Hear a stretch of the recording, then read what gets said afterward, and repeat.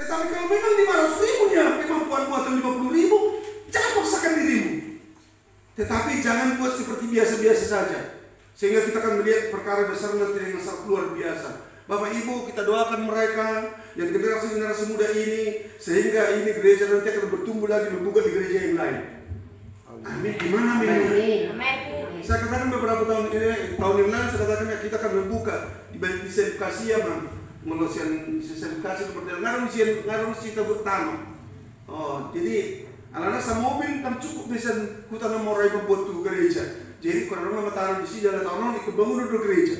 Jangan pernah mengurangi kemampuan kita untuk Tuhan. Oleh sebab itu berdoa terus, Tuhan, Tuhan, gereja kami GBI Tangga. Apa mau langsung kamu satu tamu nakam di dalam nama Yesus GBI Tangga, Tuhan diberkati oleh Tuhan. Mulai satu, Tuhan dalam nama Yesus. Kenapa saya berpikir seperti itu? Daniel pun 3 hari berdoa, 3 kali berdoa dalam sehari, dia selalu menghadap Yerusalem. Karena di situ dia perhatikan di situ berkat Tuhan yang sangat luar biasa. Kita harus tahu bahwa di gereja ini ada berkat Tuhan yang luar biasa. Di sini kita memuji Tuhan, di sini kita mendengarkan firman Tuhan, di sini kita akan selalu akan diberkati Tuhan dengan sangat luar biasa. Saya katakan seperti ini, Tuhan, tolonglah Tuhan. Di masa tua saya boleh bersama-sama dengan anak-anak, boleh melayani. Nah, jadi kami boleh melayani di sana. Jadi hari Minggu seperti ini, ya semua keluarga dan bahkan cucu pun sudah ikut melayani. Karena satu SMA sudah melayani Jakarta, karena satu SMA sudah ada main gitar di Dulu Sanggul. Dan saya katakan kepada anak yang Dulu Sanggul, anak kita semua orang, cucu dari Bolu, saya katakan seperti ini, siap-siap kamu, Johan, nanti kalau meninggal peduli kami khotbah. Ya Bu.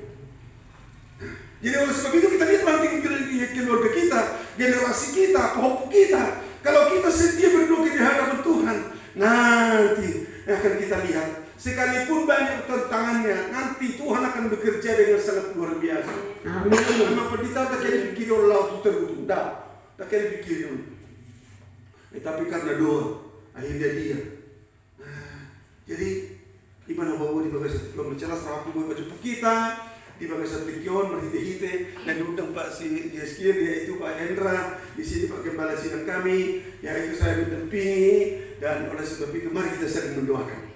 Amin. Banyak doa untuk berdoa, kurangi untuk menonton TV, kurangi hal-hal yang lain, tetapi berdoa sangat penting. Kalau kita seperti Tuhan, berkatilah Tuhan, gereja kami yang tangga. Nanti tahun bulan depan akan kita lihat akan banyak jiwa-jiwa akan datang.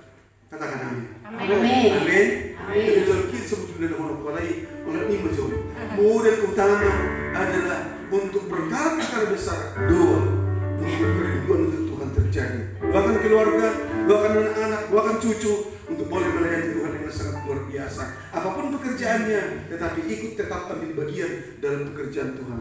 Soalnya memang Tuhan berkati kita semua. Saya bersuka cita boleh bersama-sama kita boleh hari ini memuji dan memuliakan Tuhan. Tuhan berkati. Shalom. Halo. Pujian Tuhan, kesaksian yang sungguh luar biasa ya, yang memang benar. Doa itu sangat besar kuasanya. Karena dalam setiap doa, setiap pergumulan kita, permasalahan kita, setiap gesekan-gesekan itu akan terselesaikan. Terima kasih Ama buat kesaksian yang sungguh luar biasa, sehingga bisa menguatkan iman kami, kepercayaan kami kepada Tuhan lebih lagi untuk kami selalu setia berdoa kepada Tuhan. Haleluya. Kita mau mendengarkan kesaksian pujian dari kaum WBI. Kami persilakan.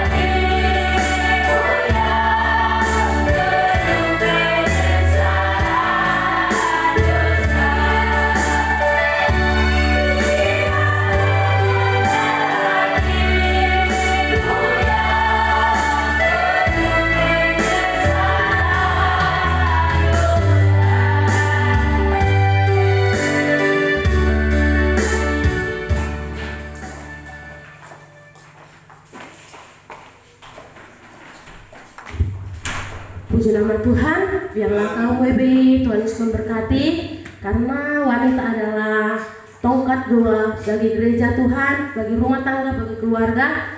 Kita terus semangat memuji Tuhan apapun yang terjadi, walaupun mungkin ada ragi-ragi, tapi kita percaya ragi itu akan dihilangkan oleh Tuhan Yesus Kristus. Haleluya. Kita akan mendengarkan kebenaran firman Tuhan, tapi sebelumnya kita akan memberikan persembahan kita yang terbaik buat Tuhan. Dan sebelum memberikan persembahan, kita mau berdoa terlebih dahulu kepada Tuhan. Berdoa untuk persembahan sekaligus berdoa buat firman Tuhan. Nanti kami minta Amang Opung Lukas untuk berdoa buat kita. Kita akan pujian di hadapan Tuhan. Seringku tak mengerti jalan-jalan-Mu Tuhan. Haleluya.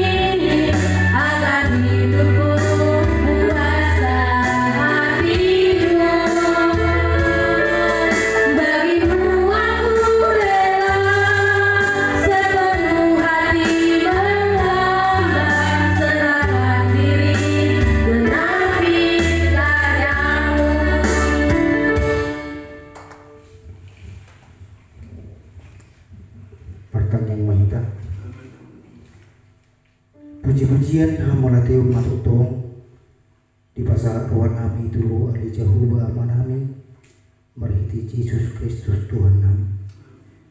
Tuhan dipakilala rohan nami do saduk na doa sini roham na di babor hokko tu bagas semburu nami bui hami Tuhan marai pasong sen bagas nami bi roto bagas sepaktang yang anu saluk na Tuhan dangalani gugu nami dangalani mana nami tu bagasan pakilala no tungasi roham do Tuhan upakilala kami na totong mengalir di bagasan muru nami bui hami Tuhan marlas ni roha mamuji ho di bagasan tikyo mauliati ma Tuhan pasata itu ho Tuhan satu kinari na lau papungun nami ma Tuhan korban persiapan nami na sautiki jalo magabiwap na khusus ya doang jala pasu-pasu mahami salu na sidang jemaat muna pasahat to di bagasan tikyo suang-suang Tuhan hamba menaro makunjungi kami di jemaat mudiso Tuhan selalu na ipasu-pasun doi Tuhan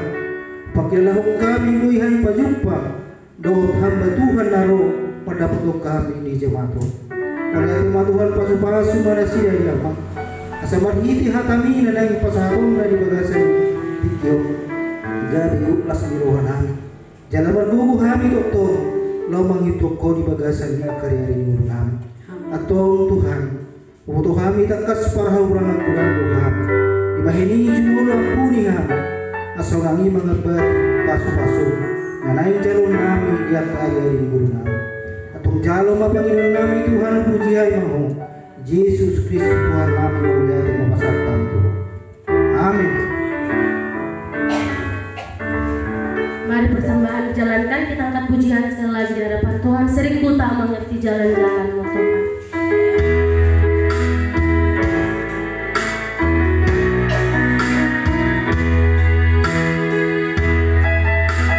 Bagai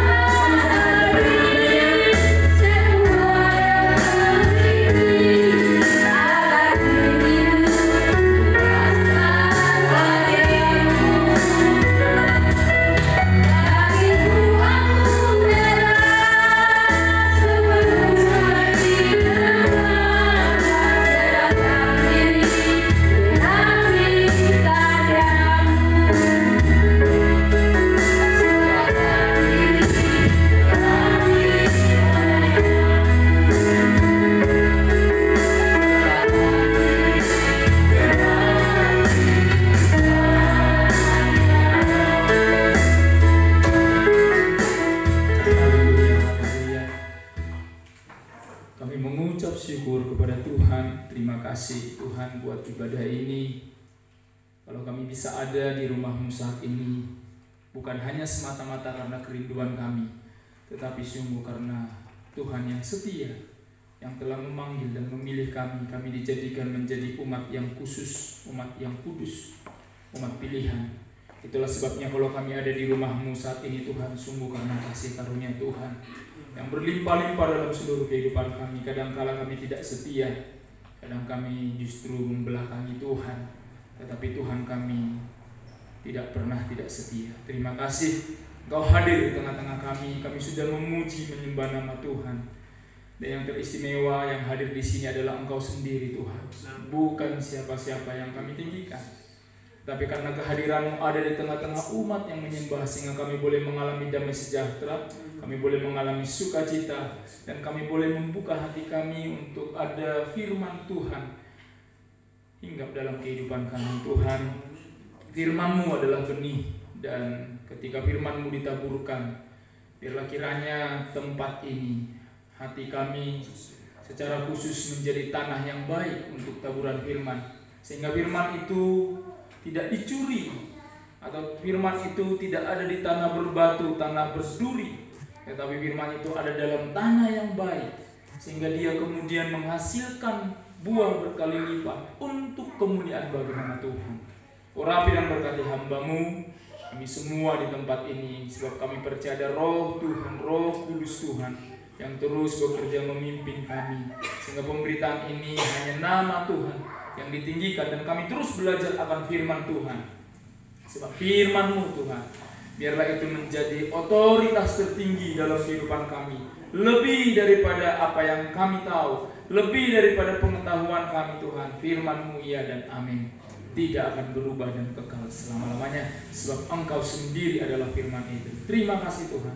Terima kasih, bagi Tuhan segala hormat kemuliaan kekal sampai selama-lamanya. Di dalam nama Yesus kita yang siap mendengarkan firman Tuhan, bersama-sama dengan saya katakan amin. Kita berikan kemuliaan bagi Tuhan Allah kita, Bapak Ibu kasih Tuhan. Haleluya, haleluya. Shalom. Haleluya. Puji Tuhan, saya boleh ada di tempat ini Bapak Ibu, ya, beserta dengan Bapak saya, Bapak Gembala pembina kami, dan juga senior lah tentunya ya. Dan terima kasih kepada Tuhan Yesus Kristus, Kepala Gereja, yang kalau saya bisa berdiri di sini Bapak Ibu karena kasih karunia Tuhan. Amin. Dan kalau kita bisa berkumpul karena kasih karunia Tuhan. Ya, saya melihat jam dulu Bapak Ibu ya. Terima kasih buat Amang Siregar. Ya, Amang tentunya senior saya juga. Saya salut melihat hamba-hamba Tuhan yang tidak mudah ya. Melayani itu sungguh tidak mudah. Di kota, di desa Bapak Ibu, saya nggak bilang di desa lebih sulit dari di kota, enggak. Kenapa? Karena setiap tempat punya tantangannya masing-masing. Ya, di mana Tuhan suruh kita ya sudah. Dan senang sekali tentunya gereja ini Bapak Ibu, sama seperti kami Gereja Betel Indonesia Siatas Barita, kami bersyukur punya Bapak Rohani yang masih Tuhan izinkan sampai saat ini boleh bersama dengan kami. Mereka boleh berdoa, mereka boleh memberikan arahan-arahan. Hati Amang, ya, Amang boleh ada di sini dan boleh melihat anak. Waduh, ya luar biasa. Dan terima kasih buat Bapak Gembala kita yang sudah dipercayakan kan. Ya, kalau saya mengenalnya Bapak Pak Heski, begitu ya. Dan kalau kami biasa di perantauan Amang Ina, kalau kita menyebut nama itu tidak apa-apa sebenarnya. Pak Hendra, nama saya Hendra. Anak saya namanya Kiona Aiko. Ya, masih, waduh, kalah. Saya udah kalah banyak sama Bapak Gembala, Bapak Ibu ini. Iya, ya kan. Anak saya baru bulan 6 ini 2 tahun. Karena saya menikah cukup muda Bapak Ibu. Umur 41 tahun saya menikah, ya kan. Ya, saya banyak kalahnya. Ya, kalau saya embel-embel di belakangnya masih S. Masih sarjana. Bapak Gembala Bapak Ibu ini udah M. Apa sudah D Bapak? Belum. M ya. M tuh di atas saya ya kan. Iya. Dan ya tapi puji Tuhan, kenapa saya kebetulan itulah jalan-jalan Tuhan Bapak Ibu ya. Kami dulu pernah satu pelayanan kurang lebih 1 semester adanya itu Pak, atau 1 tahun? Kurang lebih lah ya. Iya, pernah kami sama-sama jadi full timer, Bapak Ibu yang dikasihi Tuhan. Ya, tapi puji Tuhan, Bapak Yeskiel langsung pindah tempat. Kalau saya, Bapak Ibu enggak mau Bapak Ibu pindah tempat. Ku ingin tetap di sini. Padahal saya sebagai pelayan Tuhan 2 kali loh Bapak Ibu didisiplin. Iya, ke jemaat saya kasih tahu. Itu sebabnya kalau pelayan Tuhan kamu tidak mau didisiplin, ada yang salah. Saya bilang, wah, ya kan? Wah, langsung kaget mereka. Bapak Gembala ini, ya kan? Saya 2 kali Bapak Ibu jadi pelayan full timer, 2 kali didisiplin sama gembala saya. Dan yang terakhir, ya saya tetap bilang komitmen, saya tetap di sini. Wah, kenapa Bapak Ibu? Karena tempat pelayanan itu kami rintis sama-sama. Dulu saya jadi pengerja di situ. Jadi saya hari Sabtu dari kampus, kami sama-sama dengan Pak Yeskiel ya dari Petamburan. Biasanya kita Petamburan itu Sabtu pergi ke tempat pelayanan sama Minggu. Saya datang ke tempat pelayanan itu dari gembala saya ini belum menikah. Kakak kelas saya waktu itu. Dia lulus, saya masuk. Dia bilang, "Heng, besok ibadah perdana kita." Kita belum tahu ada jemaat apa enggak. Waduh, bayangkan Bapak Ibu kan. Ibadah perdana belum tahu ada jemaat apa enggak. Tapi udah dirintis pelayanan sekolah minggu 2 tahun. Jadi saya pelayanan pertamanya. Karena saya nggak kepengen jadi gembala sidang. Kenapa Pak? Ya saya lihat bapak saya gembala sidang, Bapak Ibu. Oh, gembala sidang kan paling mohon maaf ya. Begini salah, begitu salah. Semua serba salah. Iya kan? Semua serba salah. Dan saya anak-anaknya Bapak Gembala sidang kan tuntutannya tinggi. Kamu tidak boleh begitu, kamu anak gembala. Stres saya jadi gembala Bapak Ibu. Terus terang. Iya, saya di gereja melayani Tuhan, kudus, di sekolah kudis. Iya, anak gembala, bikin malu. Saya masih ingat betul itu ya. Sampai mama saya bilang, opung saya bilang, ya dalam bahasa Perancisnya dia bilang, mau tu sekolah ho, martamiang doho. Habis itu 1 sekolah ya, bayangkan Bapak Ibu ya. Berdoa ke sekolah, tapi nggak sampai ke sekolahnya. Itu kan pendeta. Kenapa? Karena tuntutan jadi pendeta, jadi saya nggak mau. Nggak mau saya. Karena saya nggak mau jadi gembala sidang, saya pikir ngapain saya pindah ke tempat lain. Walaupun di tempat lain mungkin persembahan kasihnya lebih gede dari tempat pelayanan saya. Karena banyak teman-teman bilang, pindah aja bang. Kenapa? Aduh, abang cuma dapat segitu, ngapain? Kesono aja tempatku. 3 bulan di sono bang, pelayan full timer langsung jalan-jalan ke Korea minimal. 6 bulan langsung ke Israel. Udah pernah kau bang ke Israel? Belum. Udah 2 kali aku bang. Bayangkan Bapak Ibu, ya kan? Tapi saya terus setia di situ. Kenapa? Karena prinsipnya saya nggak mau jadi gembala. Saya mau jadi pelayan Tuhan aja. Ya mensupport pelayanan. Saya senang. Sampai akhirnya Bapak Ibu diusir dari pelayanan itu, Pak Yeskiel. Jadi saya diusir Pak. Terus terang, diusir, difitnah. Itu Papa saya tahu. Sakit sekali Bapak Ibu. Aduh, sakit sekali. Sampai 2 tahun saya, mohon maaf 2 tahun, saya sudah PDP, lulusan sekolah Alkitab, 2 tahun saya nggak ke gereja, 2 tahun saya nggak baca firman, 2 tahun saya nggak berdoa, 2 tahun kalau makan saya nggak mau doa makan. Kenapa? Sakit, kepahitan. Saya nggak menyangka gembala sidang saya, yang saya nggak papa saya memperlakukan saya begitu. Saya diusir, saya bilang Pak, kalau memang waktunya saya harus keluar dari sini, nggak apa-apa, nggak ada kok. Nah, kita selamanya di sini enggak. Saya terima Bapak Ibu, tapi ternyata Bapak Ibu saya difitnah habis-habisan. Ya, luar biasa. Tapi puji Tuhan. Puji Tuhan. Tuhan selalu punya cara untuk memperdamaikan saya dengan Bapak Gembala saya. Dulu saya pikir Bapak Ibu, ya Bapak Gembala saya itu datang menjumpai saya, lalu berkata, "Kami datang, mohon maaf ya saya yang salah." Ternyata enggak Bapak Ibu. Justru apa? Tuhan suruh saya harus minta maaf. Bayangkan Bapak Ibu. Dalam hati ini siapa yang salah? Kenapa saya Tuhan yang harus minta maaf? Oh, enggak bisa nih. Wah. Tapi Bapak Ibu di situ saya mengalami lagi kasih Tuhan. Tuhan bilang, "Anakku, aku sudah mengampunimu. Kalau kamu enggak mengampuni saudaramu, engkau justru enggak mengalami kasihku." Waduh, Bapak Ibu nangis, Bapak Ibu nangis.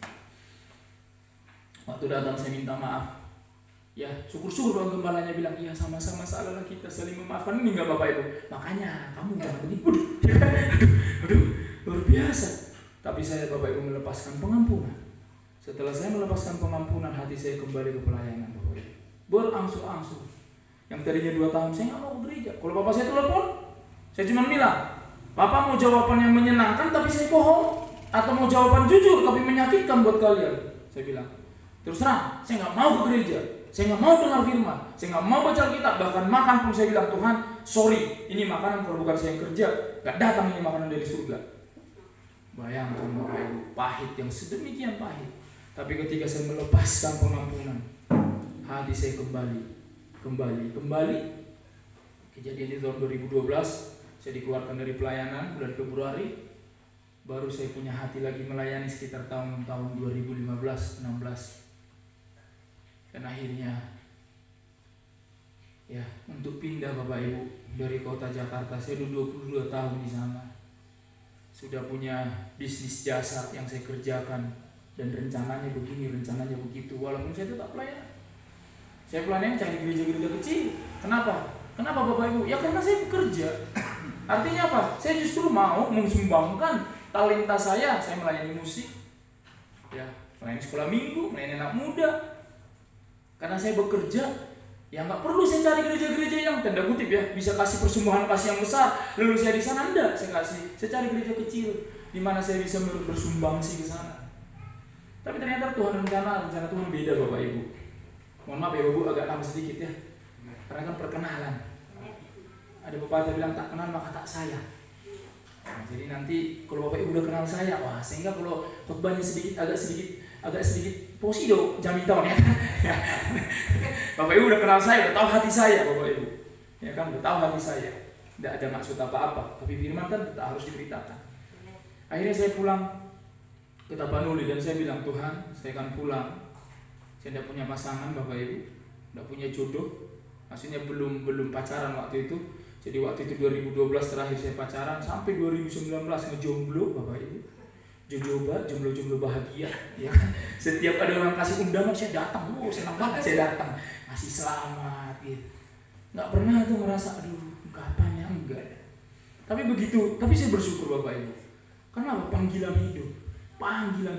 Ketika sudah semakin Tuhan teguhkan panggilan kamu harus pulang, saya minta kepada Tuhan, saya pengen Tuhan kasih saya pendamping yang sama-sama mengerti pelayanan. Wah, itu saya yang dulu sanggup, Bang, ada dokter di sini, Bang. Cinta Tuhan. Wah, melayani Tuhan. Tim pendoa di sekolah. Saya bilang, saya nggak cari dokter. Saya cari pelayan full time yang sama-sama melayani, terus juga punya pendidikan teologi yang sama, yang punya hati untuk menjadi gembala. Itu yang saya cari. Tuhan pertemukan Bapak Ibu.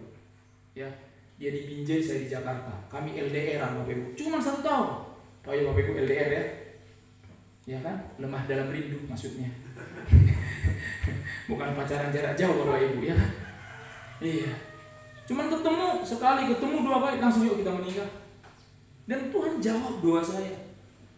Dan itu istri saya orang Karo baru barus, puji Tuhan.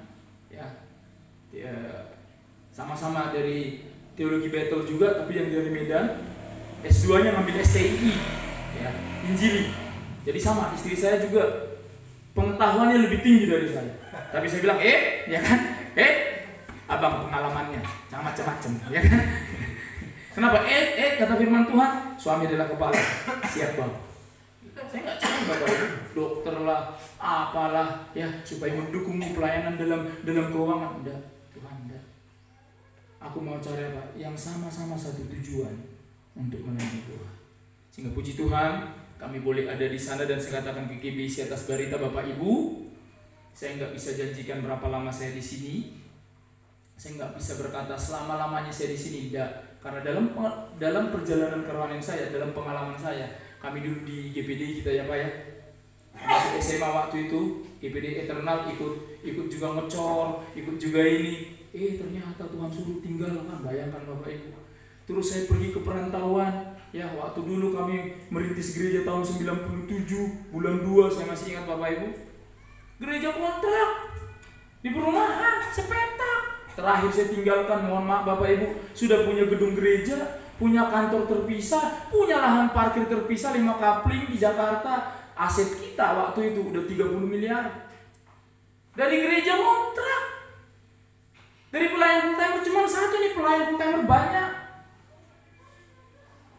Itu. Tapi ternyata akhirnya Tuhan suruh bilang pergi. Saya bilang kepada istri saya, selama Tuhan suruh kami di sini, kepada jemaat saya katakan, selama Tuhan percayakan kami di sini untuk jadi gembala, kami bukan pemilik gereja ini, pemilik gereja ini adalah Tuhan. Selama saya dipercayakan, maka saya katakan kepada jemaat Tuhan, kita harus belajar terus firman, belajar terus firman, terus kepada firman. Kenapa Bapak Ibu? Karena mungkin, mohon maaf Bapak Ibu ya, banyak kali kita anak-anak Tuhan bukan firman lagi, tapi apa kata kita? Mau cocok di roh aku, yes. Mau cocok, apa kata dunia? Makanya banyak keluarga Kristen bercerai. Kenapa? Karena apa kata dunia, bukan apa kata firman. Saya katakan kepada jemaat Tuhan di sana, Bapak Ibu mohon maaf, saya bilang. Apalagi gereja Bethel Indonesia Setas Barita itu visinya gereja yang bertumbuh sehat. Sehat bukan hanya jasmani, tapi juga rohani. Sehat secara pengajaran.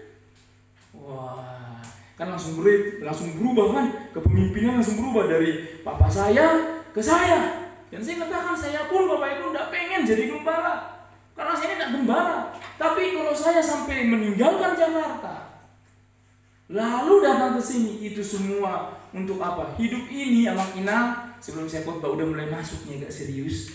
Hidup ini bukan hidup-hidupnya kita, tapi hidup ini bagaimana kita menggenapi apa yang menjadi rencana dan rancangan Tuhan dalam hidup kita. Betul Bapak Ibu? Laptop ini diciptakan untuk saya pakai seperti ini. Bisa nggak dia jadi talenan, jadi sakalan? Saya tutup, saya potong ini sonak daging, bisa nggak? Bisa, tapi nggak sesuai dengan peruntukannya, nggak sesuai dengan dia diciptakan. Itulah sebabnya saya katakan, saya akhirnya meninggalkan Jakarta dan akhirnya ambil tanggung jawab untuk jadi gembala. Ya, banyak orang bilang begini, ngata buhwate, ya, mobil gereja, ya kan, gitu. Udah bagus, udah cantik gereja itu. Saya bilang, Pak Bu, kami di Jakarta lebih cantik. Ya, semua lengkap. Kalau kita mau pelayanan semua lengkap. Bukan itu. Tapi apa? Bagaimana saya ini? Saya nggak tahu sampai usia berapa saya. Tapi ketika saya menghadap Tuhan, saya berani berkata kepada Tuhan, Tuhan, nggak selesai be. Untuk apa aku diciptakan? Udah selesai, udah aku kerjakan Tuhan. Dan Tuhan berkata, sabarlah hai hambaku, ayo kita menikmati. Betul Bapak Ibu? Betul? Aku nggak mau. Waktuku habis, hidupku habis, menghadap Tuhan, bangga banget Tuhan. Tuhan, Tuhan bilang, kamu tuh diciptakan bukan untuk itu. Hah? Alangkah kagetnya saya nanti Bapak Ibu. Amin. Jadi saya katakan kepada jemaat Tuhan di sana, kalau saya jadi gembala bukan karena maunya saya. Dan karena bukan maunya saya berani berkata, saya tidak tahu seberapa lama kami ada di sini. Tapi selama Tuhan suruh untuk dipercayakan mengelola tempat ini, Bapak Ibu, saya menganggap diri saya itu pengelola, memanage gereja Bethel Indonesia Setas Barita saat ini. Saya nggak tahu. Apakah Tuhan bilang, udah kamu di situ aja terus? Ya sudah Tuhan, siap komandan. Tapi ketika Tuhan bilang, udah cukup, pindah, siap komandan. Itu memang nggak mudah Bapak Ibu. Kenapa? Tapi dari perjalanan kehidupan, pengalaman kehidupan. Semakin kita tidak memegang apa-apa, menggenggam apa-apa, kita tidak masalah. Siapa yang mempertahankan nyawanya akan kehilangan. Tetapi yang mau kehilangan, dia justru akan mendapatkan.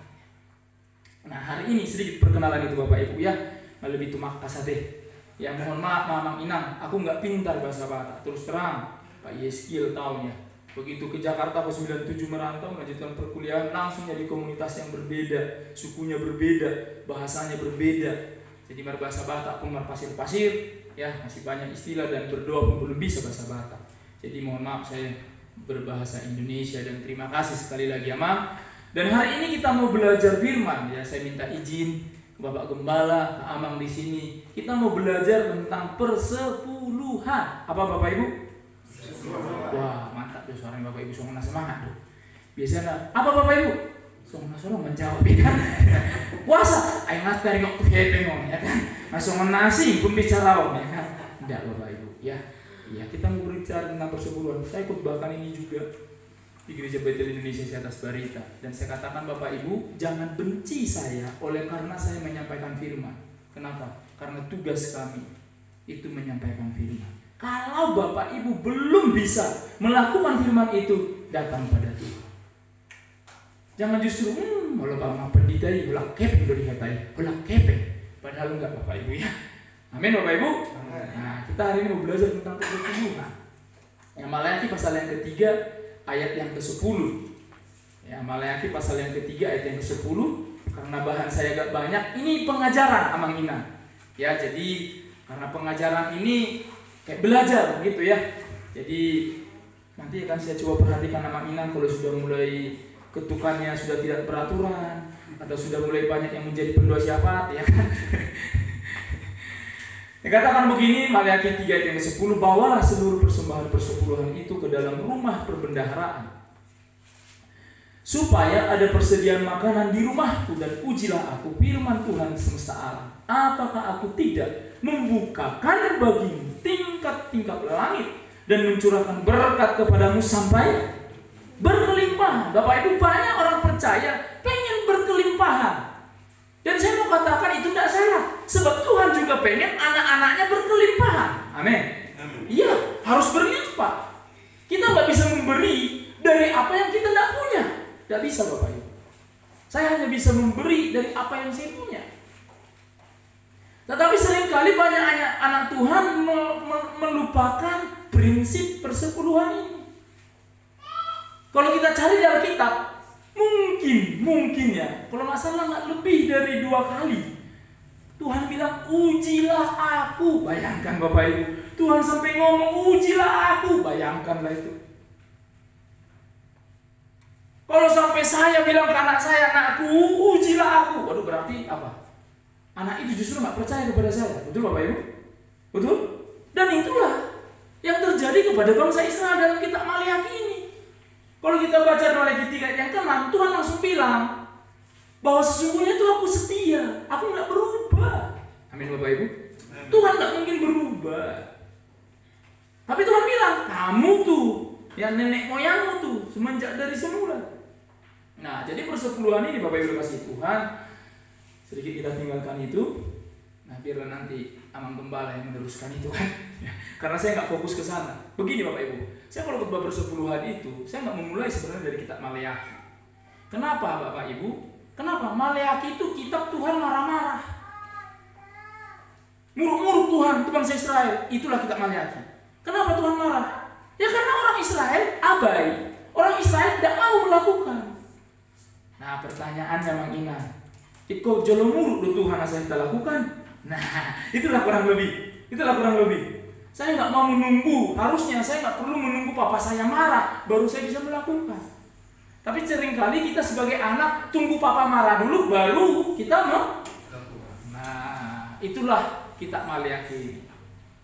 Ya, sampai Tuhan bilang ujilah aku. Jadi persepuluhan Amang Ina itu ujian. Ujian kepada siapa? Ujian kepada kita. Ujian juga kepada Tuhan. Sampai Tuhan bilang, uji aku. Apakah aku nggak membukakan tingkat langit bagimu sehingga memberkati engkau berkelimpahan? Apakah aku tidak mengusir belalang pelahap? Apakah aku tidak menghalau ini, melakukan ini untuk engkau? Amin, Bapak Ibu. Sampai Tuhan ngomong begitu, Bapak Ibu. Nah, sekarang kita belajar dulu sejarahnya persepuluhan ini. Supaya begini, supaya waktu kita melakukan begini, Bapak Ibu. Seringkali orang melakukan persepuluhan karena takut. Kenapa? Dikutbahkan pendetanya, nanti belalang pelahap, ya, hati-hati, nanti kau sakit, nanti kau ini bangkrut usahamu. Apalagi di kota Bapak Ibu, pengusaha itu paling pintar, gembala-gembala ini kadang-kadang nakutin pengusaha itu, bangkrut kau nanti. Langsung dia antarkan persepuluhannya. Kenapa? Karena takut. Apakah itu firman Tuhan yang alkitabiah? Salah. Saya nggak pengen, saya bilang katakan ke GBC atas berita, Bapak Ibu melakukan persepuluhan karena kau takut. Nanti aku nggak diberkati Tuhan, nanti Roman menolak sakit penyakit. Oh, keliru. Karena apa? Biasanya kita kalau memberi cuma 2 hal. Biasanya, kebanyakan karena takut atau karena kebanggaan. Nah, saya butuh hal lagi, persepuluh aku 10 juta. Nah, apakah begitu? Salah. Nah, nanti kita akan lebih jauh melihat persepuluhan ini. Amin Bapak Ibu. Amin. Masih semangat? Saya pastikan dulu Bapak Ibu, kalau enggak ya kita tutup ya kan. Saya pulang ya kan. Udah selesai tugas saya. Ternyata pendengar enggak pengen gitu kan Bapak Ibu. Ini bercanda Bapak Ibu ya. Nah sejarahnya ya, saya cepat aja ya Bapak Ibu ya, nggak bisa kita baca semua. Abraham sudah terlebih dahulu melakukan persepuluhan. Dalam kitab Kejadian 14 ayat 20. Waktu itu Abraham ini berperang melawan raja-raja. Bayangkan raja-raja bersekutu, bisa menang si Abraham. Lalu datang Melkisedek, imam Allah yang maha tinggi, memberkati si Abraham. Melkisedek bilang begini, diberkati Tuhan engkau. Kenapa? Tidak mungkinlah Abraham, kamu ya, hanya kamu dengan pasukanmu bisa mengalahkan suku-suku, mengalahkan bangsa-bangsa raja-raja ini. Kalau bukan karena Tuhan yang menyertai kau. Lalu dikatakan dalam Kejadian pasal 4 ayat 20, dan terpujilah Allah yang maha tinggi yang telah menyerahkan musuhmu ke dalam tanganmu. Lalu Abraham memberikan ke Melkisedek 1/10 dari semua apa yang dia jarai itu. Nah, apa ini? Siapa nih Melkisedek ini? Singkatnya, kalau Melkisedek ini Bapak Ibu, nanti ada di kitab Ibrani pasal yang ke-7. Nah, Melkisedek ini gambar dari keimaman Yesus Kristus. Itulah Melkisedek. Habis Abraham, baru Yakub juga melakukan persepuluhan. Dicatat juga dalam kitab Kejadian 28 ayat 22b. Dari segala sesuatu yang engkau berikan kepadaku, kata si Yakub, akan selalu kupersembahkan kepadamu 1/10. Abraham, Yakub juga melakukan. Tetapi Bapak Ibu dengar baik, waktu mereka melakukan ini inisiatif mereka.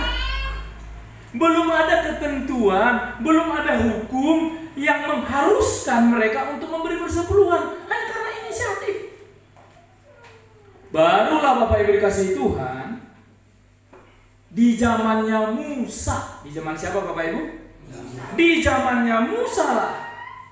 Persepuluhan itu yang tadinya inisiatif, boleh tidak, boleh enggak, menjadi sebuah hukum yang harus dilakukan oleh bangsa Israel. Dikatakan dalam Imamat 27 ayat 30, 32. Demikian juga segala persembahan persepuluhan dari tanah, baik dari hasil benih di tanah maupun dari buah pohon-pohonan, adalah milik Tuhan. Itulah persembahan kudus bagi Tuhan. Mengenai segala persembahan persepuluhan dari lembu sapi, dari tanaman-tanaman, lembu sapi atau kambing domba, maka dari segala yang lewat dari bawah tongkat gembala waktu dihitung, setiap yang ke-10 haruslah menjadi persembahan kudus bagi Tuhan.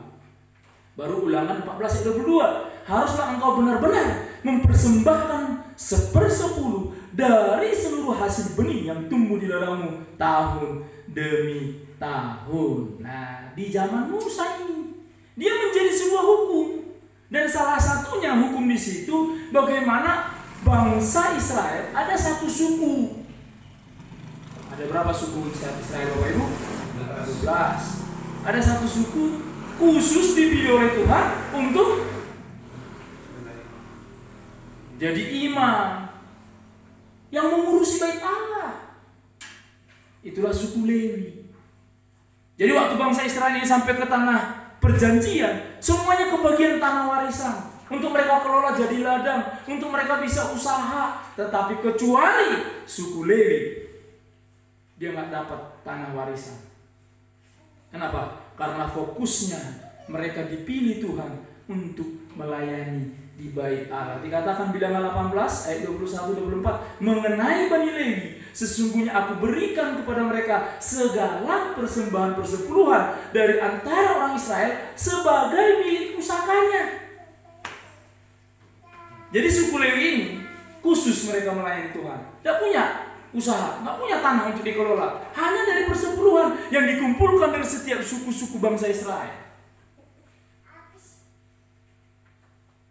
Tetapi, walaupun suku Lewi ini memperoleh penghidupannya dari persepuluhan tadi, mereka juga harus memberikan persepuluhan. Itulah sebabnya Bapak Ibu, saya nggak cuma khotbah, tapi saya sebagai gembala tercatat namanya memberi persepuluhan. Cuma dikatakan begini, ya.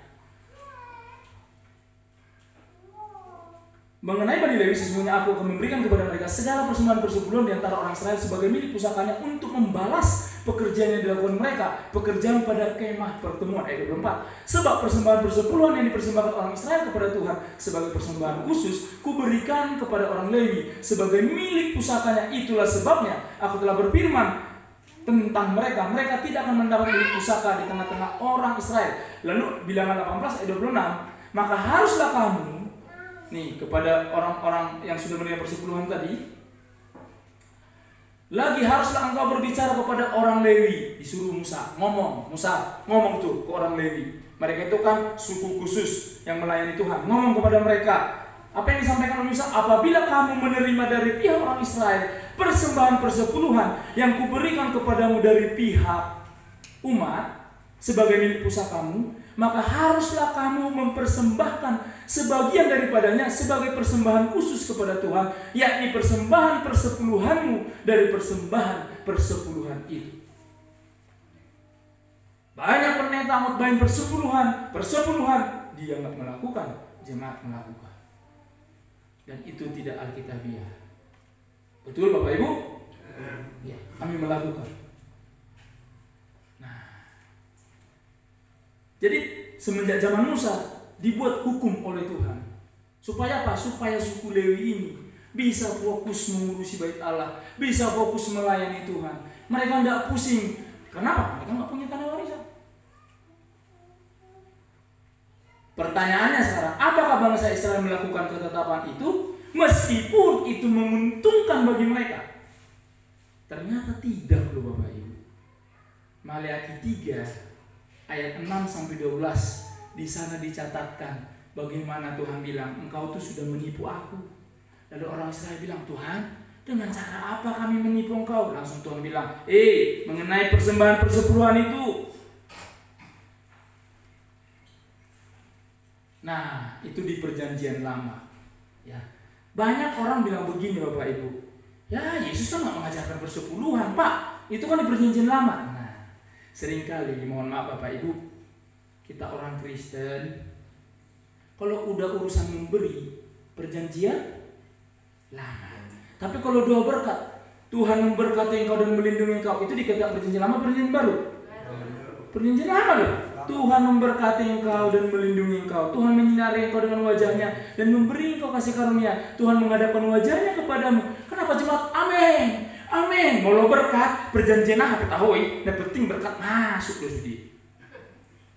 Tapi kalau udah urusan memberi ini langsung berdebat, ya kan? Apalagi banyak di YouTube, banyak hamba-hamba Tuhan, mohon maaf Bapak Ibu, mohon maaf. Hamba Tuhan memperdebatkan persepuluhan, enggak, wah. Aduh, itu Bapak Ibu, mohon maaf ya. Makanya dengarlah Bapak Gembala kita diskusi, kita gali firman. So apa? Yang mengkhotbahkan itu, mohon maaf. Dulu waktu perpisahan menjadi jemaat, persepuluhan gitu. Tapi setelah sekarang dia jadi gembala, bisnisnya di mana-mana, tak perlu jemaat memberi. Bahkan dia bilang tak perlu kasih persembahan. Bayangkan Bapak Ibu, tak perlu kasih persembahan. Kenapa? Gudang yang dibandingkan mobilnya apa? Tapi coba kalau dia berintisan, artinya apa? Dia membuat kebenaran itu jadi relatif. Mula mamora udah pola, na pola ngaliak kamu. Ali mula nang rokepe kuliah matong ala hamba Tuhan, suku Lewi. Apakah begitu Bapak Ibu? Salah. Makanya hati-hati kita mendengar yang di YouTube itu. Yang saya mau bagikan itu buat Bapak Ibu supaya kita ada pijakannya. Apakah perjanjian baru tidak membicarakan persepuluhan? Dibicarakan. Dikatakan dalam Matius 22 ayat 21b, berikanlah kepada Kaisar apa yang wajib kamu berikan kepada Kaisar, dan kepada Allah apa yang wajib kamu berikan kepada Allah. Apa itu konteksnya wajib kepada Allah Bapak Ibu? Persembahan, termasuk persembahan persepuluhan. Matius 23:23, celakalah kamu hai ahli-ahli Taurat dan orang-orang Farisi, hai kamu orang-orang munafik. Yesus kalau ngomong, ya, jadi kita jemaat Tuhan, saya katakan ke GBC atas berita, kalau kita jemaat Tuhan masih gampang tersinggung, nah, berarti apa? Hati kita masih belum luas. Yesus ngomong tuh ahli Taurat, munafik kau, ya kan? Ya, ke muridnya dia bilang, ini kau iblis. Digomongin begitu ke Petrus Bapak Ibu, betul? Pernah baca itu? Waktu Petrus bilang, janganlah Tuhan, menang nggak mati Tuhan. Bisa mah hitaram, iblis kau, langsung kata Tuhan Bapak Ibu, nggak tiding ngali-ngali. Dan dikatakan begini, celakalah kamu hai ahli-ahli Taurat dan orang-orang Farisi, hai kamu orang-orang munafik, sebab persepuluhan dari selasi adas manis jintan kamu bayar. Artinya apa? Farisi, ahli Taurat yang ngasih persepuluhan, tapi apa? Asal-asalan. Mau nagel leh, kalian mak. Ali mau nagel gak? Nah, bergahian. Masa persepuluhan 100 juta, sama orang mana nama pergi deh. Jadi ya, tali masa 10.000 aja Tuhan. Makanya Tuhan bilang munafik kamu. Kenapa? Perhatikan. Ini penting banget amak ina, supaya makin jelas terang benderang persepuluhan itu. Tetapi, jadi waktu mereka ngasih persepuluhan, Tuhan bilang apa? Tetapi yang terpenting dalam hukum Taurat kamu abaikan. Apa itu? Hukum Taurat yaitu keadilan, belas kasihan, dan kesetiaan. Tuhan bilang begini, yang satu harus dilakukan. Maksudnya apa? Persepuluhan memang harus kamu lakukan, tapi yang lain gak boleh kamu abaikan. Jangan mentang-mentang kamu sudah kasih persepuluhan pun asal-asalan, dan kamu apa? Gak memenuhi pemberian persepuluhan itu untuk apa? Belas kasihan, kesetiaan, apalagi Bapak Ibu? Keadilan. Maksudnya apa Pak? Jadi Tuhan punya tata cara supaya suku-suku Israel ini berkeadilan. Gak mungkinlah Tuhan suruh orang Lewi kerja di Bait Allah, lalu mereka mau makan dari mana? Kalau bukan dari apa? Dari suku-suku yang lain yang memberi 10%. Berapa suku yang ngasih Bapak Ibu? 11.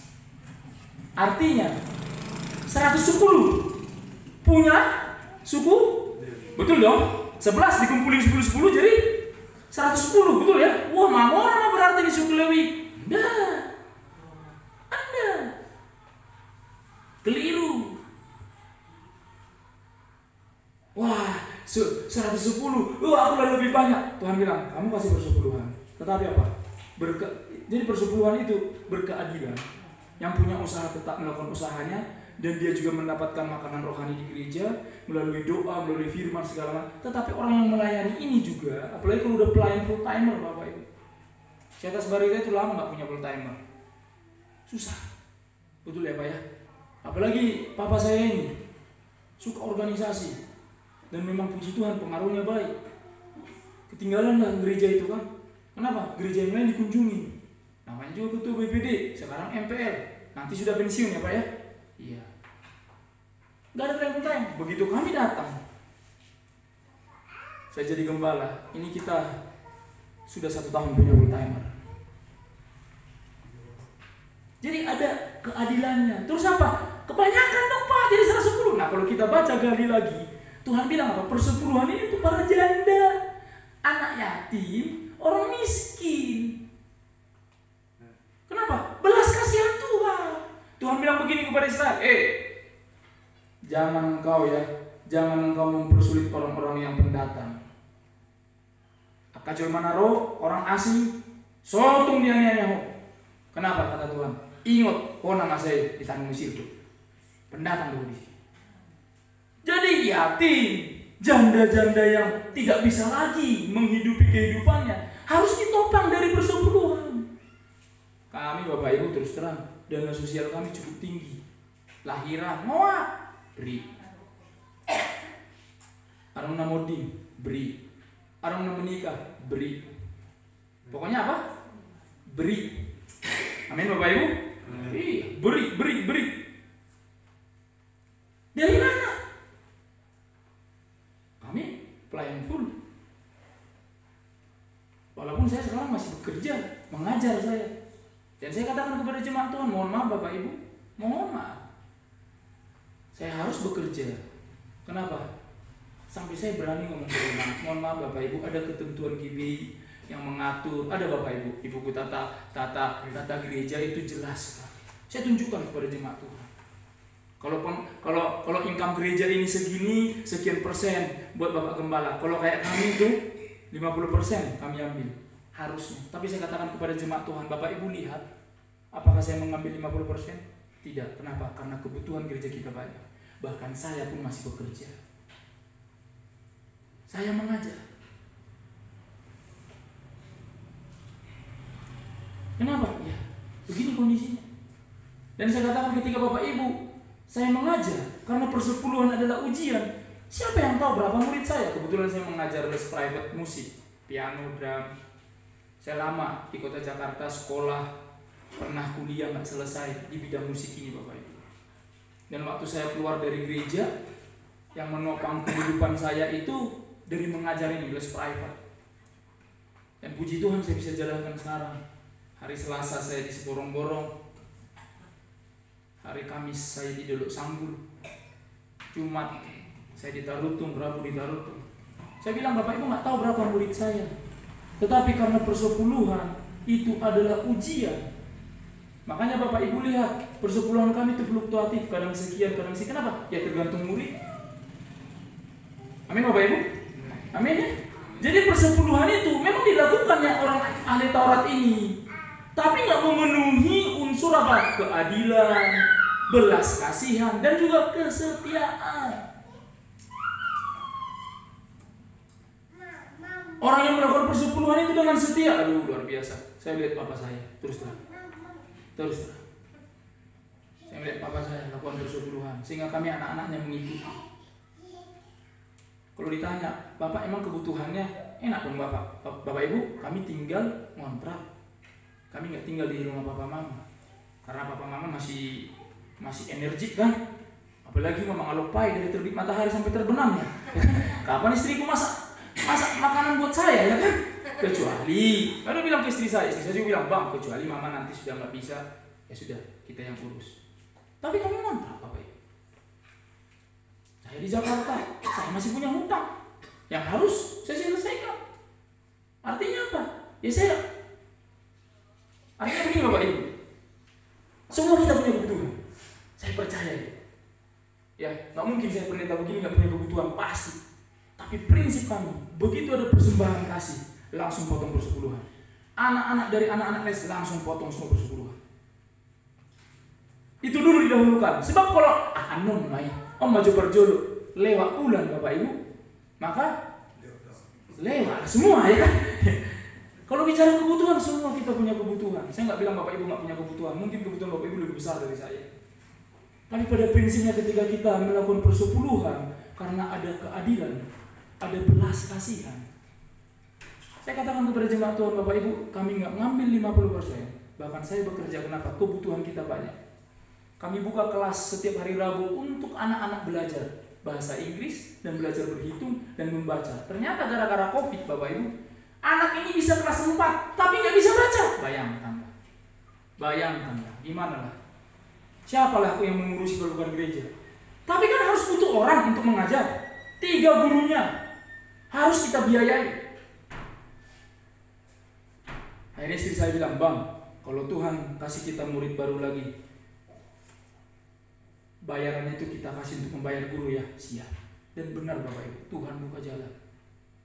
Kirim lagi murid, ya udah ini buat itu. Betul.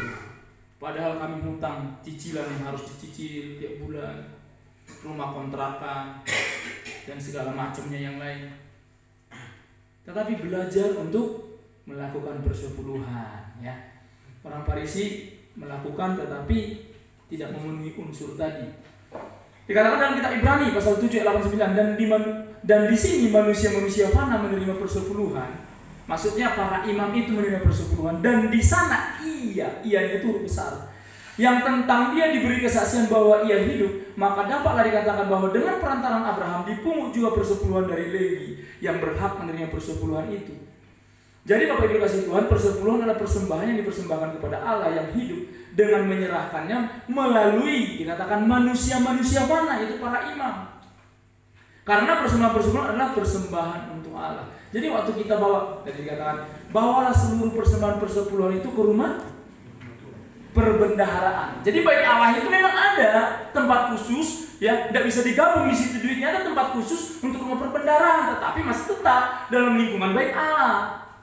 Artinya sama aja, bawa persembahan persepuluhan. Ada orang begini, Pak, bawa persembahan persepuluhan emang harus ke gereja. Gereja saya udah kaya, Pak.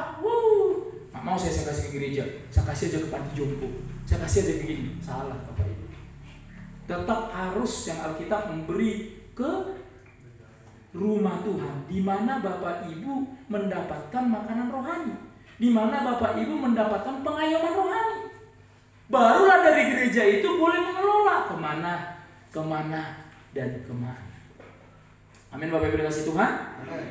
Dikatakan dalam 1 Korintus 9 ayat 13-14. Tidak tahukah kamu bahwa mereka yang melayani dalam tempat kudus mendapat penghidupannya dari tempat kudus itu, dan bahwa mereka yang melayani mezbah mendapat bagian mereka dari mezbah itu. Demikian pula Tuhan telah menetapkan bahwa mereka yang memberitakan Injil harus hidup dari pemberitaan Injil itu. Amin Bapak Ibu. Kami GBC Atas Barita, kami memberikan persembahan kasih rata-rata ke semua pelayan, guru sekolah minggu, pendamping. Kenapa? Karena pada prinsipnya mereka punya untuk itu. Saya nggak mau begini. Nah, ini buat aku ini semua. Ya, kalian apa? Ya udah, dadah ya. Tuhan Yesus berkati ya. Selamat ya. Oke, makasih ya. Beri. Sampai saya katakan kepada pelayan-pelayan kita, Bapak Ibu tahu keuangan kita. Dan kalau gereja masih sanggupnya segini, terima dengan sukacita. Dan saya mengajar mereka, dari semua persembahan kasih ini, kamu belajar yuk deh, anak-anak SMA itu, yang pelayanan singer, pelayanan musik, penjemputan jemaat. Karena yang bekerja berhak mendapatkan upahnya, Bapak Ibu. Kita kasih. Sampai saya tunjukkan kepada jemaat Tuhan. Kalau di GBI Bapak Ibu nggak boleh itu jadi semua haknya gembala sidang. Kami di Gereja Betel Indonesia Atas Barita Bapak Ibu, jumlah jemaat ini memang jadi tantangan. Itulah sebabnya saya katakan tadi Bapak Ibu, jangan membenci yang memberitakan firman. Kalau kita belum bisa melakukan, harusnya kita bersyukur. Oleh firman Tuhan, medikiri puang mamon, memahora pasang Tuhan. Kami di Gereja Betel Indonesia Atas Barita mungkin sekitar 200 orang, tapi mohon maaf Bapak Ibu, saya harus terbuka dan mengatakan, saya sudah khotbahkan. Kami 1 bulan khotbah tentang persepuluhan, ganti-gantian. Ya, Bapak Gembala Pembina, saya dari berbagai sudut pandang, belum pernah tembus sampai 40 orang yang memberi persepuluhan. Itulah betapa kita sulit sekali. Untuk apa? Untuk melakukan kebenaran. Kenapa? Karena saya percaya kita punya kebenaran kita sendiri. Terus puji Tuhan kemarin ada jemaat yang berkatanya begini, Amang, soalnya namanya di dunia nama ngeliat persepuluhan nama buah sana. Sampai dia orang istriku, aku persepuluhanmu oleh 10.000 dong, damai dah di kering jorma. Lalu saya katakan, Pak, persepuluhan itu bukan bangga-banggaan. Persepuluhan itu ketaatan yang paling kecil kita kepada Tuhan. Jadi kalau dikasih segitu nggak apa, karena segitunya pendapatan Bapak yang dikasih Tuhan, lakukan Pak dengan setia. Nanti kata firman Tuhan, ujilah aku. Itu bukan saya yang berjanji. Firman Tuhan yang berjanji. Akhirnya Bapak Ibu Amang ini ngasih persepuluhan, langsung dia bilang, Pak, saya kasih solusi. Karena begini Pak, kita di sini kita kasih namanya supaya jelas. Ya kami gembala sidang bukannya juga mau tunjukin segini persepuluhan, kami enggak, tapi kami jadi contoh. Harus jadi contoh, harus ada yang nama Amang pendeta itu. Jangan-jangan Amang pendeta ini ngasih persepuluhan. Kalau kita bikin NN ya, akhirnya apa? Amang, mau nggak Amang? Bikin inisial aja, supaya Amang yakin, oh duit saya udah masuk belum. Walaupun nominalnya kecil. Karena apa?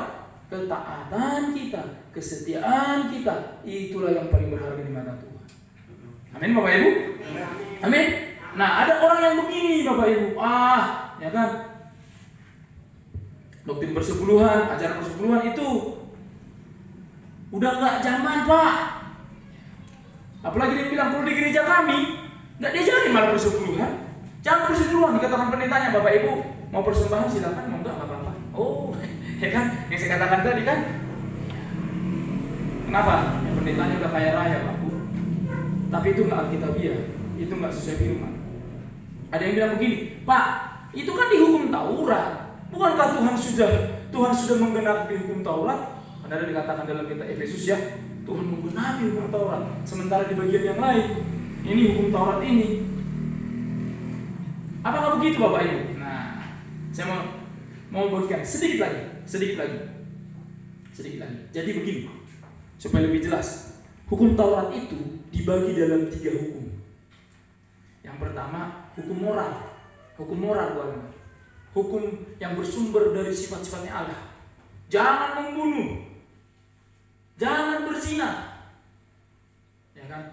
Hukum moral ini nggak boleh dilanggar. Betul Bapak Ibu? Siapa yang membunuh kena sanksi nggak? Kena sanksi, dihukum. Dan nggak boleh ada alasan, saya berzina Pak karena istri saya udah nggak melayani saya. Oh, nggak bisa. Hukum moral itu dari dunia diciptakan dengan hukum-hukumnya sampai dunia nanti masuk ke dunia yang baru, itu berlaku. Karena orang bilang ini nggak ada Pak, hukumnya itu cuma hukum Taurat, persepuluhan. Di Perjanjian Baru nggak ada. Oke, sekarang di Perjanjian Baru ada nggak dibahas tentang hukum memindahkan batas tanah? Ada nggak Bapak Ibu? Waktu Bapak Ibu membaca Perjanjian Baru, tidak ada. Itu hanya ada di Perjanjian Lama. Tapi cobalah Bapak Ibu pergi ke sawah Bapak Ibu, ke ladang Bapak Ibu, langsung dan sejauh mana langsung Bapak Ibu berpindah. Tada. Sawah 3 meter kalau dipindah, nggak pernah ribut itu. Ribut nggak Bapak Ibu? Wah, ribut. Atau orang lain pindahin batas tanahnya Bapak Ibu ke batas tanah kita, masalah nggak? Masalah. Padahal nggak ada dalam Perjanjian Baru. Itulah sifat karakteristik hukum moral tadi. Jangan ada pada Tuhan Allah yang lain, itu hukumnya. Ingat dan kuduskanlah hari Sabat, hari Minggu, itu hukumnya. Nggak boleh ada berjalan di Hami Pak. Jadi kan butuh gereja Hami loh. Emang di tempat itu nggak ada gereja? Nah, gitu ya. Itu hukum moral. Yang berikutnya ada hukum seremonial. Hukum seremonial ini yang berbau upacara. Nah, hukum seremonial ini, kalau kita baca kitab Imamat Bapak Ibu, penuh dengan tata cara ibadah. Yang begini nggak boleh, yang begitu nggak boleh, yang ini nggak boleh. Betul Bapak Ibu ya? Betul ya? Itu hanya berlaku sampai sebelum Yesus datang. Tapi setelah Yesus datang, dia dikorbankan di kayu salib. Semua hukum-hukum seremonial itu nggak ada lagi. Betul Bapak Ibu?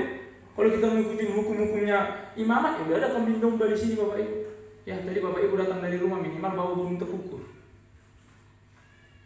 Ya, atau bawa domba. Tetapi apa? Setelah Yesus sudah mati di kayu salib, semua hukum seremonial itu. Makanya kita bisa bebas di mana aja bisa memuji Tuhan. Amin Bapak Ibu. Bisa mudah dengan begini. Padahal kita tadi dari rumah cakar-cakaran sama istri. Kalau di Perjanjian Lama nggak boleh. Ya, apalagi imam datang imamnya habis berdosa, habis semalam lagi habis ngedugem ya. Ya, pelayan Tuhan habis ngedugem. Tahu ngedugem Bapak Ibu ya? Ya, kami dekat ada di sana namanya apa itu Pak? Sarajevo. Ada yang tahu Sarajevo? Pelayannya habis dari Sarajevo, besok pelayanan. Kalau Perjanjian Lama langsung mati. Langsung itu mati, tidak bisa enggak. Tetapi kita di Perjanjian Baru karena penebusan darah Kristus, semua seremonial ini, tata cara ibadah ini, saya Bapak Ibu bukan fanatik GBI. Terus terang, ya saya bisa ibadah di HKBP dengan mengalami Tuhan yang sama, walaupun tidak bertepuk-tepuk tangan, walaupun ini. Kenapa? Karena bukan seremonialnya, bukan tata cara ibadahnya, betul ya Bapak Ibu ya? Saya sering katakan ke pelayan Tuhan di gereja kita, tata cara ibadah kita, yuk WB dibuat dong beda. Jangan sama, di ibadah raya minggu sama, konser sama, ya ibadah pemuda juga sama, nggak ada bedanya. Harus ada kekasannya. Kalau ini ibu-ibu, gimana cara mulainya? Kalau ini pemuda, kita bikin dulu yuk games. Kenapa? Bukan lagi hanya satu tata cara. Sebab Yesus Kristus sudah menggenapi semua tata cara itu. Sehingga Bapak, Ibu, dan saya, oleh karena darah Kristus dikatakan, kita bisa menghadap kata Allah. Itu dikatakan dalam kitab Ibrani. Amin Bapak Ibu. Bukan karena kebenaran kita. Tuhan, terima kasih darah-Mu yang melayakkan aku berdiri di sini. Bukan karena kebenaran. Baru yang ketiga, hukum Taurat sebagai hukum rakyat, hukum sivil. Dan itu dalam berlaku. Ya, dulu waktu Tuhan Yesus ada hukum yang berlaku di bangsa Israel, hukum Romawi. Nggak bisa, ya, yang berzina langsung lemparin pakai batu. Itu kan hukumnya orang Israel ya. Tetapi hukum Romawi nggak begitu. Nah pertanyaannya, Pak, kalau begitu ajaran persepuluhan ini termasuk hukum yang mana? Apakah seremonial? Apakah hukum moral? Kira-kira menurut Bapak Ibu hukum yang mana? Nggak apa-apa Bapak Ibu, di gereja kami juga begini. Kira-kira langsung begini semua ya kan? Terus langsung kenapa hampir jarang? Pak, hukum ini hampir jarang. Kami sedang mengembangkan itu. Saya katakan Bapak Ibu, kalau mungkin Bapak Ibu merasa tidak pas khotbah saya, tolong ayo kita bicara, jangan bikin di Facebook. Hola kebeng, ya kan? Titik. Jemaat jadi bingung, siapa yang maksudnya? Saya katakan Bapak Ibu datang ke kami.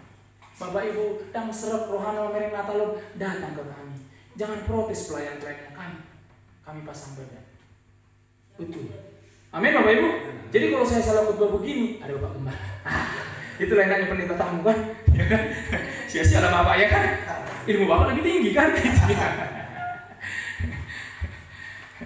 Jadi kalau umpamanya Bapak Ibu ragu, soalnya pas dia cara pendeta, gali lagi, nggak apa-apa Bapak Ibu. Kalau nggak pas pun nanti saya membuka dirinya, Pak, Bapak Gembala apa yang kurang nggak pas, kasih masukan ke saya. Iya, karena ya, kita belajar terus. Nah pertanyaannya, apakah itu hukum moral atau hanya hukum seremonial?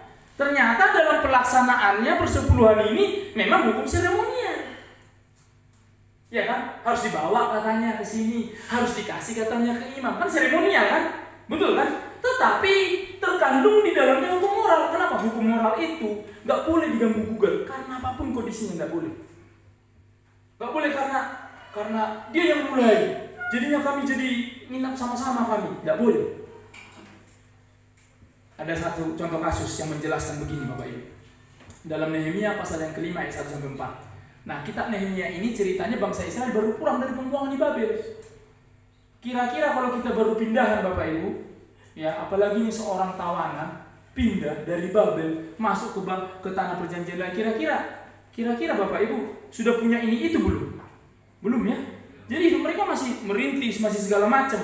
Tetapi ada pesan Nehemia yang bagus kepada mereka. Dikatakan begini, maka terdengarlah keluhan yang keras dari rakyat dan juga dari pihak-pihak istri terhadap sesama orang Yahudi. Ada yang berteriak, anak laki-laki dan anak perempuan kami banyak dan kami harus mendapat gandum supaya kami dapat makan dan hidup. Ayat yang ketiga, dan ada yang berteriak, ladang dan kebun anggur dan rumah kami gadaikan untuk mendapat gandum. Bayangin, digadain rumah untuk dapat gandum. Belum pernah mungkin di tempat kita ini sampai menggadai untuk beli beras. Belum, betul Bapak Ibu ya? Belum kan? Belum. Tapi yang bangsa Israel sedemikian pelik sampai menggadai untuk dapat gandum. Nah, kami harus meminjam uang untuk membayar pajak yang dikenakan raja atas ladang dan kebun anggur kami. Inilah keadaan yang dialami oleh bangsa Israel dalam kitab Nehemia. Mereka dalam kondisi yang sangat darurat. Kenapa? Karena pulang dari pembuangan di Babel. Tetapi Nehemia 13, tentu Bapak Ibu nggak langsung berselang sehari ya. Kita Nehemia pasal 5 ke 13 enggak Bapak Ibu, proses.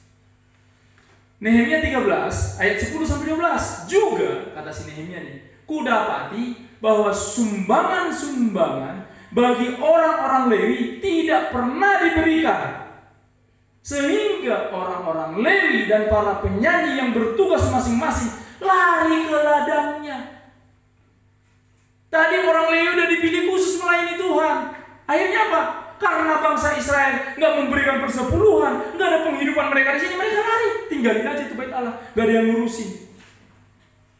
Ayat 11 kata Nehemia, aku menyesali para penguasa, kataku, mengapa rumah Allah dibiarkan begitu saja? Lalu kukumpulkan orang-orang Lewi itu dan kukembalikan ke tempatnya. Orang-orang Lewi yang tadi sudah pergi ke ladang dikembalikan lagi di bait Allah untuk melayani Tuhan. Baru dikatakan di sini, maka seluruh orang Yehuda membawa lagi persembahan persepuluhan daripada gandum, anggur dan minyak ke perbendaharaan. Amin Bapak Ibu. Dari sini jelas kondisinya memang darurat. Tetapi kalau dia hukum moral, hukum yang bersifat dari hukum yang lahir dari sifatnya Allah, ketentuan dari Allah, itu tidak boleh. Itulah sebabnya persepuluhan waktu dalam pelaksanaannya seremonial, tetapi terkandung di dalamnya hukum Tuhan yang harus memenuhi 3 unsur tadi: keadilan, belas kasihan, dan kesetiaan. Amin Bapak Ibu? Iya. Jadi cukup jelas kira-kira makna. Nah, lalu kita di perjanjian baru begini Bapak Ibu. Begini, ini saya mau akhiri. Kalau kita berdebat memberi persepuluhan hanya berdasarkan hukum, maka kita akan terjebak seperti bangsa Israel. Kita akan bisa memilih untuk tidak melakukan. Silakan, tidak apa-apa. Di Gereja Betel Indonesia yang kami gembalakan juga kan Bapak Ibu udah dengarkan tadi ya, belum pernah tembus sampai 40 orang yang memberi persepuluhan. Padahal ada beberapa pegawai negeri sipil yang tiap bulan tapi nggak ngasih persepuluhan. Bukan berarti hari minggunya saya nggak masalah dia, minggir loh, apa yang sebulan? Enggak Bapak Ibu, tetap saya salam, tetap saya doakan, tetap saya berkati. Kenapa? Karena kalau memberi persepuluhan hanya sebatas hukum dan hukum. Bukankah hukum Taurat yang Tuhan beri begitu baik, tetapi nggak ada yang sanggup melakukannya, sampai harus berganti Bapak Ibu menjadi apa? Hukum kasih. Tuhan bilang begini, jangan berzina, betul kata hukum Taurat. Tapi Tuhan begini, engkau memandang. Itulah hukum kasih Bapak Ibu. Itulah hukum perjanjian baru. Engkau memandang saja, lalu engkau tertarik, engkau sudah zina dalam hati. Belum berbuat. Jangan membunuh, betul kata Tuhan. Tapi kau membenci saudaramu. Itulah hukum Injil. Lebih dari sekedar hukum-hukum, tetapi karena kasih. Jadi kalau saya ditanya, Pak, Bapak memberi persepuluhan, saya sudah jelaskan tadi secara Alkitabiah, kurang lebihnya Bapak Ibu. Tapi saya memberikan itu bukan karena hukum-hukum itu. Kenapa? Karena ini. Bapak Ibu, saya tadi melihat gambar ini, dan saya mau bertanya, masih bergetar nggak kita melihat gambar ini Bapak Ibu? Yesus tersalib. Demi siapa? Bukan demi siapa-siapa, kecuali demi hidup kita. Amin. Amin Bapak Ibu. Dan kalau kita belajar kitab perjanjian baru, untuk menyembuhkan orang, untuk mengusir setan-setan, untuk membangkitkan orang mati, Tuhan gak perlu mati untuk itu Bapak Ibu. Tetapi satu hal, untuk menyelamatkan Bapak Ibu dari kuasa maut, sehingga kita bisa berkata surgawi, untuk memindahkan kita dari kematian kekal masuk kepada kehidupan kekal. Tidak ada cara lain selain daripada Yesus Kristus harus mati di kayu salib. Amin Bapak Ibu. Amin. Itulah hukum yang tertinggi. Jadi kalau saya memberi persepuluhan lebih dari sekedar hukum-hukum yang Alkitabiah di sini, tetapi apa? Karena aku mengasihimu Tuhan. Amin. Dan kami mengajarkan kepada jemaat, jangan kamu beri persepuluhan karena kau takut, tetapi berilah persepuluhan karena kasihmu kepada Tuhan. Kau telah terlebih dahulu mengalami kasih Tuhan. Tuhan, aku mewarisi kerajaan. Ketaatan yang paling kecil 10% aku mau lakukan. Amin. Amin Bapak Ibu. Bapak Ibu mau? Nah, ini jadi tantangan. Biarlah kiranya firman Tuhan ini Bapak Ibu mungkin bagi kita agak sedikit gimana ya, tapi tidak ada niat apapun Bapak Ibu dari hati saya yang terdalam, selain daripada apa? Kita harus terus mendukung pekerjaan Tuhan. Amin. Amin Bapak Ibu. Kalau pekerjaan Tuhan mau berkembang, maka semua kita, seperti saya katakan, ada jemaat kami yang persepuluhannya Bapak Ibu 10.000. Saya katakan, Pak, lakukan dengan setia. Maka Tuhan berkata, ujilah apakah aku tidak membukakan bagimu tingkap-tingkap langit untuk memberkati engkau dengan berkelimpahan. Kalau saya memberi persepuluhan, sungguh karena saya sudah mengalami kasih Tuhan. Saya sadar betul Tuhan, akhir hidupku adalah maut, akhir hidupku adalah kematian kekal. Tetapi engkau datang dan mati menembus hidupku. Betapa aku berharga Tuhan. Tidak ada yang bisa saya berikan. Bapak Ibu, mungkin Bapak Ibu tahu orang paling kaya mungkin di Garuga. Ya. Ada yang bisa membayar ketika dia mau menghadapi maut lalu dibayar lalu selesai mautnya? Ada Bapak Ibu? Tidak ada. Tidak bisa. Orang-orang kaya berobat sampai kemana-mana demi untuk menyelamatkan diri. Kalau bisa semua hartanya diberikan. Dan kalau toh pun akhirnya dia bisa berobat lalu sehat, lalu akhirnya apakah dia lolos dari maut? Tidak lolos. Tetapi kita bukan lagi maut, ya, yang menanti kita dalam kematian kekal, tetapi justru kehidupan kekal. Bayangkan Bapak, itulah yang mendorong saya, itulah yang mendorong kami. Tuhan, kami selalu memandang kepada kasih-Mu. Kasih-Mu terlalu besar. 10% Tuhan itu hanya ketaatan yang paling kecil. Dan kami berdoa, Tuhan, berikan kami hati kesetiaan. Amin Bapak Ibu. Kalau kita Amang Inang punya hati yang seperti itu, kesetiaan, kita punya hati yang mengelola, ya, maka saya percaya Tuhan akan percayakan lagi. Tuhan akan percayakan lagi. Dan begini pesannya. Ketika firman Tuhan ini disampaikan, itu tidak secara kebetulan. Amin Bapak Ibu. Amin. Berarti apa? Ada maksud Tuhan untuk membawa gereja ini lebih lagi. Si atas barita keuangannya itu nggak gede Bapak Ibu. Aduh, serius, nggak gede. Tapi apa Bapak Ibu? Kami mengerti. Kami nggak sedang ngumpulin duit. Lalu apa? Wah, banyak duit gereja kita enggak. Tahun lalu Bapak Gembala Pembina bilang kita akan beli tanah di Tanah Merah. Bayangkan Bapak Ibu dalam kondisi keuangan. Tetapi apa? Berjalan saja. Sebab apa? Kami berizinnya Tuhan, kami hanyalah pengelola. Percayakan kami. Karena kami rindu untuk melihat pekerjaan Tuhan. Akhirnya apa? Puji Tuhan Pak Bu. Tanah yang tadinya 20 juta harganya lebih Bapak Ibu. Dari janji iman, dari jemaat, dari kami selalu bilang, Bapak Ibu, ayo kita janji iman, dan janji iman kita, ayo bawa ke rumah, doakan, suami istri sepakat, jangan gara-gara janji iman berbadai. Ya, dan kalau Bapak Ibu belum mau ambil janji iman, jangan merasa jadi, aduh, nggak enak lah ya, nggak apa-apa, janji iman harus dari kerelaan hati, tapi puji Tuhan, lebih Bapak Ibu. Dan kami sedang berdoa untuk pembangunan Bait Allah di sana. Dan saya doakan kepada katakan kepada jemaat Tuhan, Bapak Ibu, bersyukur kalau di satu gereja ada proyek pembangunan Bait Allah. Sebab apa? Siapa kita bisa dipercayakan Tuhan membangun baitnya? Amin Bapak Ibu. Amin. Iya betul. Saya alami Bapak Ibu. Saya alami. Dulu waktu gereja perintisan itu saya tinggalkan. Saya berkata begini, nggak ada gue, ya pelayan Tuhan, nggak jadi di gereja. Itu kesombongan. Saya bilang, memberi bisa karena ketakutan, memberi bisa karena sebuah kebanggaan. Tapi ketika Tuhan pulihkan hati saya kembali lagi ke gereja itu untuk mengadakan rekonsiliasi dengan gembala saya. Pemikiran yang baru Tuhan berikan kepada saya. Saya berkata, Tuhan, siapa saya Tuhan sehingga Engkau pakai untuk membangun tempat ini. Kemampuanku gak seberapa, tapi Tuhan, aku bersyukur tempat ini ada oleh karena kasih karunia Tuhan dan aku boleh terlibat di dalam. Amin Bapak Ibu. Amin. Jadi ada dia perubahan. Itulah sebab saya katakan firman Tuhan ini tidak diberitakan dengan kebetulan, tetapi ada maksud dan rencana Tuhan. Saya berdoa, Amang Inanglah di tempat ini yang terus bergandengan tangan untuk menangkap pesan Tuhan ini. Kalau kita masih belum melakukan, yuk kita berani melangkah untuk melakukan. Sebab firman Tuhan ini kalau hanya sebatas pengetahuan lalu nggak dilakukan, taboto dok, ya, mau ditampar pipi kanan, leo pipi kiri. Kita tahu betul Bapak Ibu? Iya. Tapi kita lakukan nggak? Jangan coba-coba. Ditampar di mana? Bekerja di mana pakai parang. Betul Bapak Ibu? Iya.